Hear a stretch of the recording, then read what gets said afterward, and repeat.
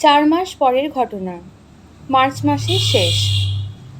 Mombasa থেকে রেলপথ গিয়েছে কিসুমু ভিক্টোরিয়া নায়াঞ্জা হ্রদের ধারে। তারই একটা শাখা লাইন তখন তৈরি হচ্ছিল। জায়গাটা মোম্বাসা থেকে 350 মাইল পশ্চিমে। ইউগান্ডার রেলওয়ের নুটসবার্গ স্টেশন থেকে 72 মাইল দক্ষিণ পশ্চিম কোণে। এখানে শঙ্কর কনস্ট্রাকশন ক্যাম্পের কেরানি ও সহকারী স্টোর কিপার হয়ে এসেছে। থাকে ছোট একটা তাঁবুতে। তার আশেপাশে অনেক তাঁবু। এখানে এখনো বাড়িঘর তৈরি হয়নি বলে তাঁবুতেই সবাই থাকে। তাঁবুগুলো একটা খোলা জায়গায় চক্রাকারে সাজানো। তাদের চারিধারে ঘিরে বহুদূর ব্যাপী মুক্ত প্রান্তর।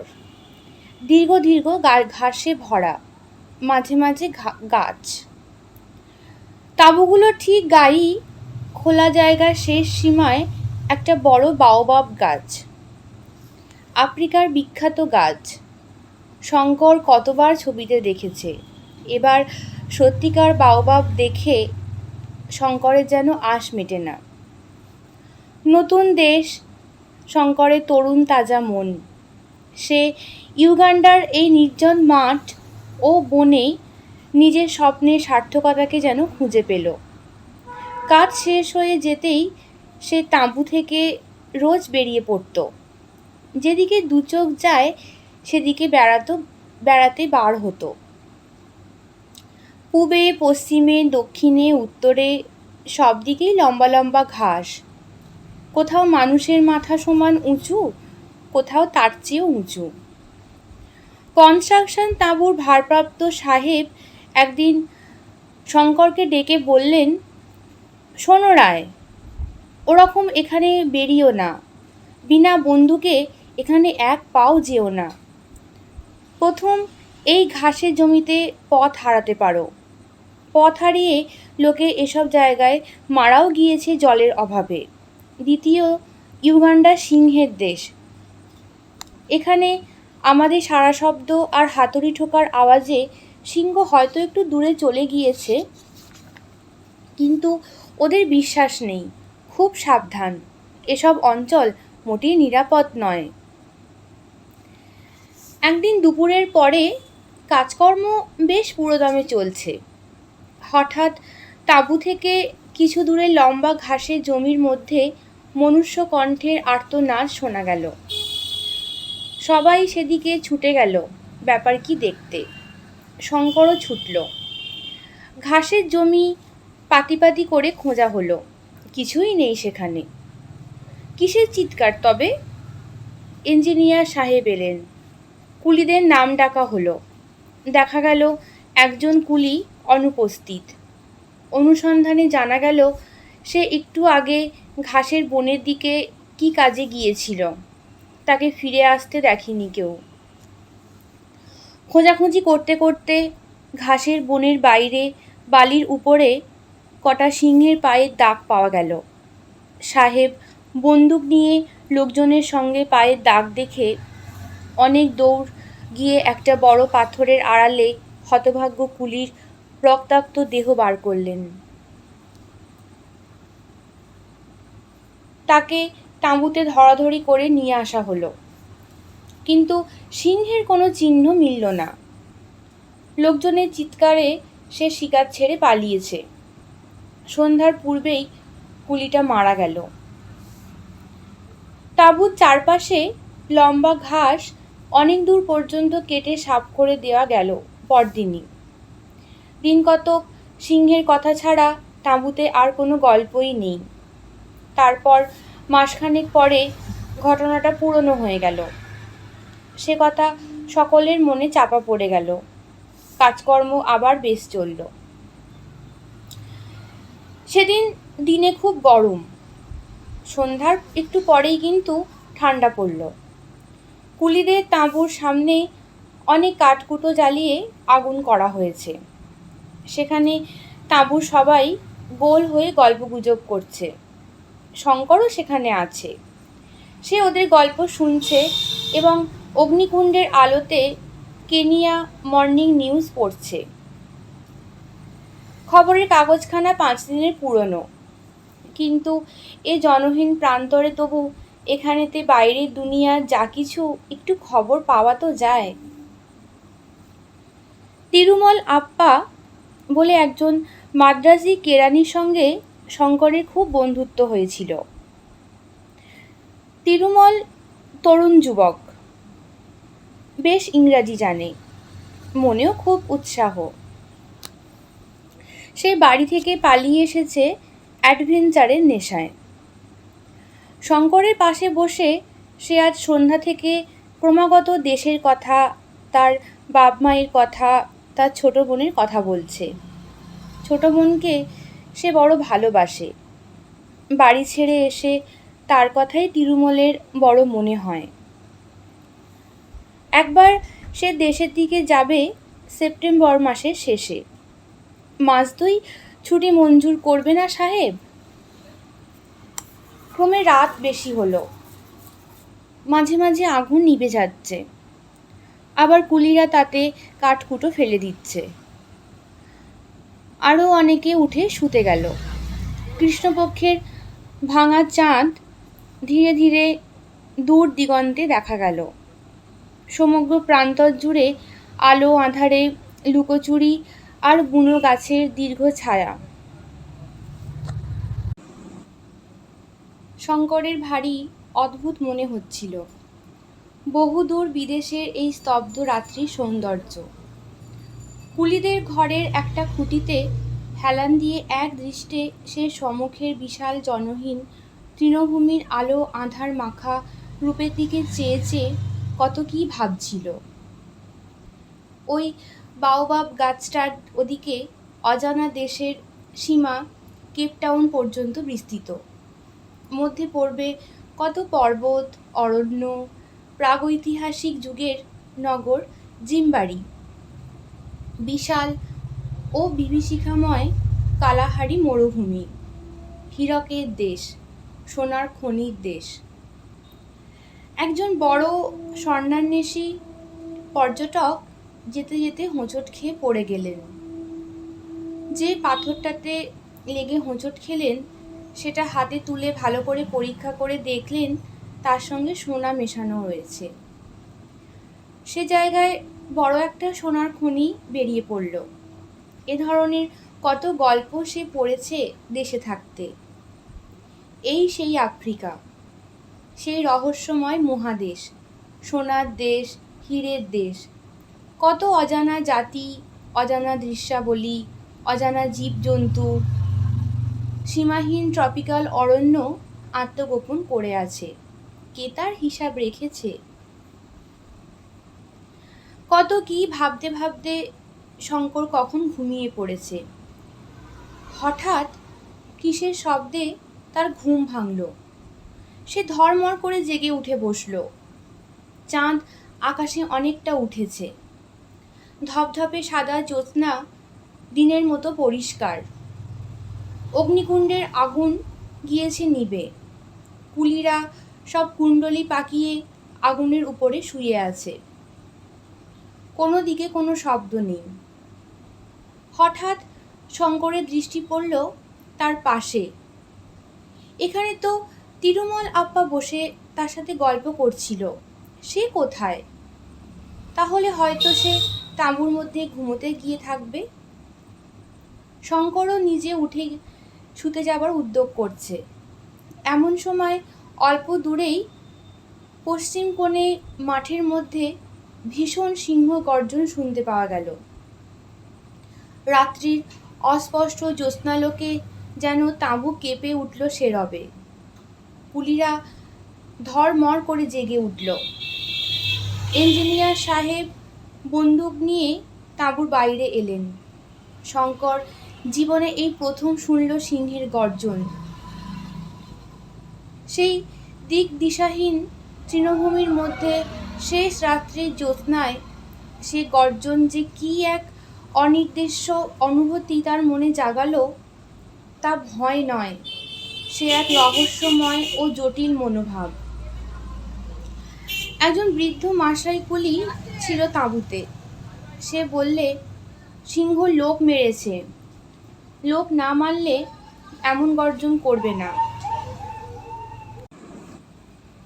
কথাটা শুনে সবাই চমকে উঠল। শঙ্কর নিজে তাঁবুর মধ্যে ঢুকে দেখে এলো সত্যিই সেখানে কেউ নেই। তখনই কুলিরা আলো জেলে লাঠি নিয়ে বেরিয়ে পড়ল। সব তাঁবুগুলোতে খোঁজ করা হলো। নাম ধরে চিৎকার করে ডাকাডাকি করলে সবাই। তিরুমলের কোনো সাড়া মিলল না। তিরুমল যেখানটাতে শুয়েছিল সেখানটায় ভালো করে দেখা গেল তখন।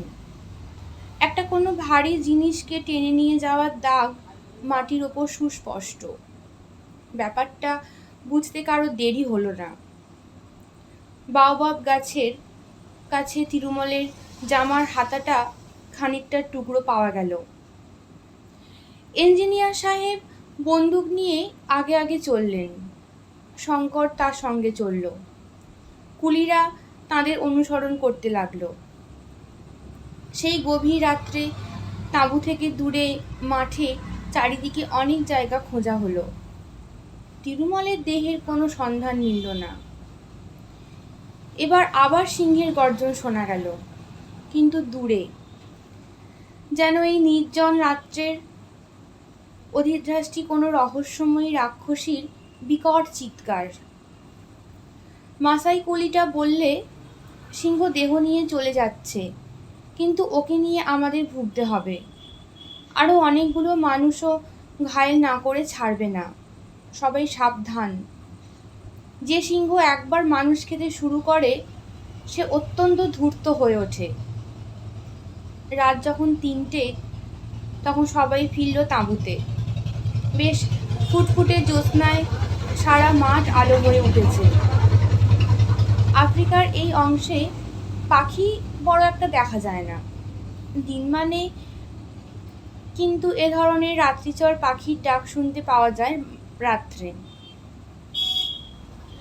সে সুর অপার্থিব ধরনের মিষ্ট। একমাত্র সেই পাখি কোন গাছের মাথায় বহু দূরে ডেকে উঠল। মনটা এক মুহূর্তে উদাস করে দেয়। শঙ্কর ঘুমোতে গেল না, আর সবাই তাঁবুর মধ্যে শুতে গেল, কারণ পরিশ্রম কারোর কম হয়নি। তাঁবুর সামনে কাঠকুটো জ্বালিয়ে প্রকাণ্ড অগ্নিকুণ্ড করা গেল। শঙ্কর সাহস করে বাইরে বসতে অবশ্যই পারল না। এরকম দুঃসাহসের কোনো অর্থ হয় না। তবে সে নিজের খড়ের ঘরে শুয়ে জানলা দিয়ে বিস্তৃত জ্যোৎস্নালোকিত অজানা প্রান্তরের দিকে চেয়ে রইল। মনে কি এক অদ্ভুত ভাব। তিরুমলের অদৃষ্ট লিপি এর জন্যই বোধহয় তাকে আফ্রিকায় টেনে এনেছিল। তাকেই বা কি জন্য এনেছে এখানে তার অদৃষ্ট? কে জানে তার খবর?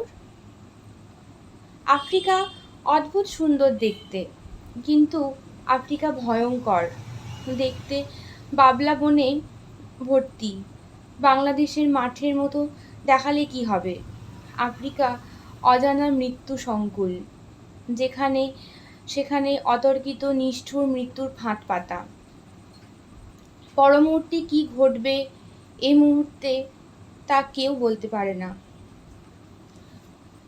আফ্রিকা প্রথম বলি গ্রহণ করেছে তরুণ হিন্দু যুবক তিরুমলকে। সে বলি চায়। তিরুমল তো গেল। সঙ্গে সঙ্গে ক্যাম্পে পরদিন থেকে এমন অবস্থা হয়ে উঠল যে আর সেখানে সিংহের উপদ্রবে থাকা যায় না। মানুষ খেকো সিংহ অতি ভয়ানক জানোয়ার। যেমন সে ধূর্ত তেমনই সাহসী। সন্ধ্যা তো দূরের কথা, দিনমানেই একা বেশি দূর যাওয়া যায় না। সন্ধ্যার আগে তাঁবুর মাঠে নানা জায়গায় বড় বড় আগুনের কুণ্ড করা হয়। কুলিরা আগুনের কাছে গা ঘেঁষে বসে গল্প করে, রান্না করে, সেখানে বসেই খাওয়া দাওয়া করে। ইঞ্জিনিয়ার সাহেব বন্দুক হাতে রাত্রে ৩-৪ বার তাঁবুর চারিদিকে ঘুরে পাহারা দেন, ফাঁকা দেওর করেন। এত সতর্কতার মধ্যেও একটা কুলিকে সিংহে নিয়ে পালালো তিরুমলকে মারবার ঠিক 2 দিন পরে সন্ধ্যা রাত্রে। তারপর দিন একটা সোনালি কুলি দুপুরে তাঁবু থেকে 300 গজের মধ্যে পাথরের ঢিবিতে পাথর ভাঙতে গেল। সন্ধ্যায় সে আর ফিরে এলো না। সে রাত্রেই রাত 10টার পরে শঙ্কর ইঞ্জিনিয়ার সাহেবের তাঁবু থেকে ফিরছে। লোকজন কেউ বড় একটা বাইরে নেই। সকাল সকাল যে যার ঘরে শুয়ে পড়েছে। কেবল এখানে ওখানে 2-একটা নির্বাপিত প্রায় অগ্নিকুণ্ড। দূরে শেয়াল ডাকছে। শেয়ালের ডাক শুনলেই শঙ্করের মনে হয় সে বাংলাদেশের পাড়াগাঁয়ে আছে। চোখ বুজে সে নিজেই গ্রামের ভাববার চেষ্টা করে। তাদের ঘরের কোণে সেই বিলেতি আমড়া গাছের ভাববার চেষ্টা করে। আজও সে একবার থমকে দাঁড়িয়ে তাড়াতাড়ি চোখ বুজল। কি চমৎকার লাগে! কোথায় সেই তাদের গাঁয়ের বাড়িতে জানলার কাছে তক্তপোষে শুয়ে। বিলেতি আমড়া গাছটার ডালপালা চোখ খুললেই চোখে পড়বে। ঠিক দেখবে সে চোখ খুলে। শঙ্কর ধীরে ধীরে চোখ খুলল। অন্ধকার প্রান্তর।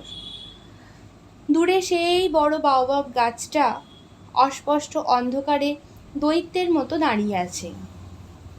হঠাৎ তার মনে হলো সামনের একটা ছাতার মতো গোল খড়ের উঁচু চালের উপর কি যেন একটা নড়ছে। পরক্ষণে সে ভয়ে ও বিস্ময়ে কাঠ হয়ে গেল। প্রকাণ্ড একটা সিংহ খড়ের চাল থাবা দিয়ে খুঁচিয়ে গর্ত করবার চেষ্টা করছে। ও মাঝে মাঝে নাকটা চালের গর্তের কাছে নিয়ে গিয়ে কিসে যেন ঘ্রাণ নিচ্ছে। তার কাছে একটা চালাটার দূরত্ব বড়জোর 20 হাত। শঙ্কর বুঝলে সে ভয়ানক বিপদগ্রস্ত। সিংহ চালার খড় খুঁচিয়ে গর্ত করতে ব্যস্ত।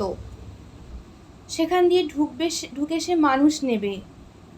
শঙ্করকে সে এখনো দেখতে পায়নি। তাঁবুর বাইরে কোথাও লোক নেই। সিংহের ভয়ে বেশি রাত্রে কেউ বাইরে থাকে না। নিজে সে সম্পূর্ণ নিরস্ত্র। একগাছা লাঠি পর্যন্ত নেই হাতে। শঙ্কর নিঃশব্দে পিছু হটতে লাগলো। ইঞ্জিনিয়ারের তাঁবুর দিকে সিংহের দিকে চোখ রেখে। 1 মিনিট। নিজের স্নায়ুমণ্ডলীর উপর যে তার এত কৃতিত্ব ছিল তা এর আগে শঙ্কর জানত না। একটা ভীতসূচক শব্দ তার মুখ দিয়ে বেরোলো না, বা সে হঠাৎ কিছু ফিরে দৌড় দেবার চেষ্টা করলো না। ইঞ্জিনিয়ারের তাঁবুর পর্দা উঠিয়ে সে ঢুকে দেখল সাহেব টেবিলে বসে তখনও কাজ করছে। সাহেব ওর এরকম রকম সকম দেখে বিস্মিত হয়ে কিছু জিজ্ঞেস করবার আগেই ও বলল, সাহেব, সিংহ। সাহেব লাফিয়ে উঠল। কই? কোথায়? বন্দুকের র্যাকে একটা 375 ম্যানলিকার রাইফেল ছিল। সাহেব সেটা নামিয়ে নিল। শঙ্করকে আর একটা রাইফেল দিল। দুজনে তাঁবুর পর্দা তুলে আস্তে আস্তে বাইরে এলো।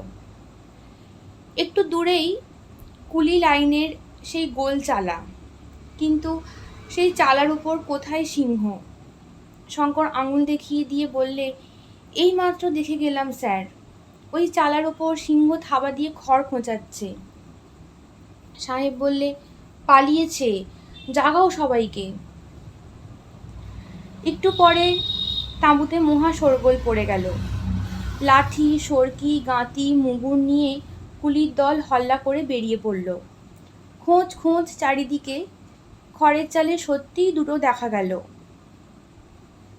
সিংহের পায়েরও দাগ পাওয়া গেল, কিন্তু সিংহ উধাও হয়েছে। আগুনের কুণ্ডে বেশি করে কাঠ ও শুকনো খড় ফেলে আগুন আবার জ্বালানো হলো। সে রাত্রে অনেকেরই ভালো ঘুম হলো না, কিন্তু তাঁবুর বাইরেও বড় একটা কেউ রইল না। শেষ রাতের দিকে শঙ্কর নিজের তাঁবুতে শুয়ে একটু ঘুমিয়ে পড়েছিল। একটা মহা শোরগোলের মধ্যে তার ঘুম ভেঙে গেল। মাসাই কুলিরা সিম্বা সিম্বা বলে চিৎকার করছে। দুবার বন্দুকের আওয়াজ হলো। শঙ্কর তাঁবুর বাইরে এসে ব্যাপার জিজ্ঞাসা করলে জানতে পারল সিংহ এসে আস্তাবলের একটা ভারবাহী অশ্বতরকে জখম করে গিয়েছে এই মাত্র। সবাই শেষ রাত্রে একটু ঝিমিয়ে পড়েছে, আর সেই সময় এই কাণ্ড।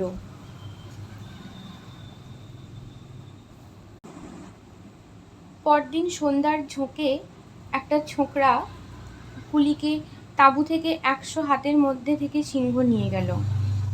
দিন চারেক পরে আর একটা কুলিকে নিয়ে বাওবাব গাছটার তলা থেকে। কুলিরা আর কেউ কাজ করতে চায় না। লম্বা লাইনে গাঁতিওয়ালা কুলিদের অনেক সময় খুব ছোট দলে ভাগ হয়ে কাজ করতে হয়। তারা তাঁবু ছেড়ে দিনের বেলাতেও বেশি দূর যেতে চায় না। তাঁবুর মধ্যে থাকা রাত্রে নিরাপদ নয়। সকলেরই মনে ভয়। প্রত্যেকেই ভাবে এবার তার পালা, কখন কাকে নেবে কিছু স্থিরতা নেই। এই অসহায় অবস্থায় কাজ হয় না। কেবল মাসাই কুলিরা অবিচলিত রইল। তারা জমকেও ভয় করে না। তাঁবু থেকে 2 মাইল দূরে গাঁতির কাজ তারাই করে। সাহেব বন্দুক নিয়ে দিনের মধ্যে 4-5 বার দেখাশোনা করতে আসেন।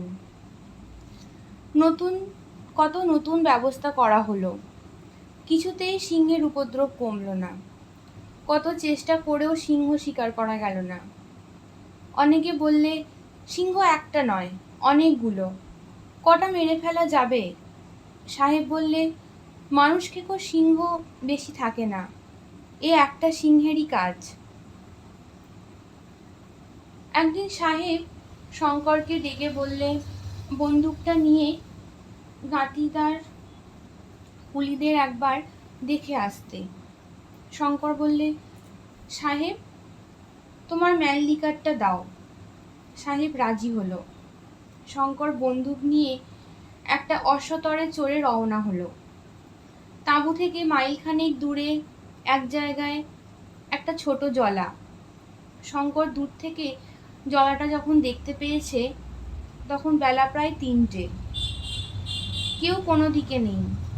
রোদের ঝাঁঝ মাঠের মধ্যে তাপ ও তরঙ্গের সৃষ্টি করেছে।